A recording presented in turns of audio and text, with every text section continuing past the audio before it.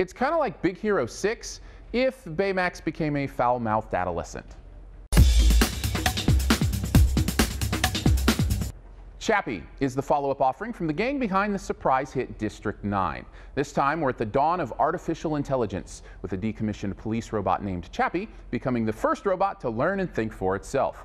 Unfortunately, with most of what it's being taught coming from a group of thugs, the world isn't quite sure if this is a more scientific breakthrough or maybe a modern robot apocalypse. And I'm left not exactly sure if this movie is a beautiful exploration of morality or just a poor excuse for a Mad Max meets Short Circuit ripoff.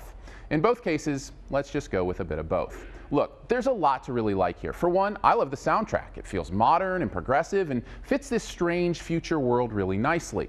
I also felt like visually the film was engaging and kinetic, just as District 9 was before it. But mostly where the movie succeeds for me is that the morality tale seems to work surprisingly well. I was impressed that through this lens of the future, we get a pretty intense look at some really deep themes of creation, obedience, loyalty, rebellion, and nature versus nurture. In those moments, I really felt something meaningful lingering and ready to move my emotions. And yet, it never seemed to have the full impact it could have. The reason? Well, the story is just all over the place, and the focus gets lost in serving things like explosions and lame jokes and over-the-top characters, especially Hugh Jackman, who lets out all the stops on his insanity here. And the gangsters, sheesh. I mean, you know you're dealing with a madman when, despite the fact that he's speaking the English language, you still need English subtitles on the screen.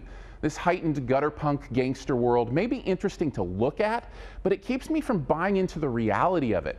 Plus, there just isn't a lot new here philosophically that hasn't been explored in other artificial intelligent movies. It just doesn't feel like we're asking any new questions.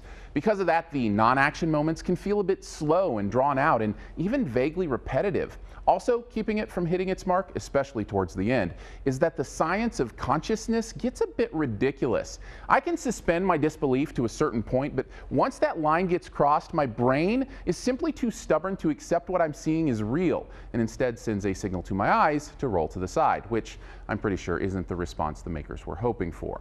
Overall, CHAPPiE should get credit for its big ideas and visual flair, even though they are lost in a mishmash of story problems and ridiculous science. There's still enough interesting material here to come to life with a C+.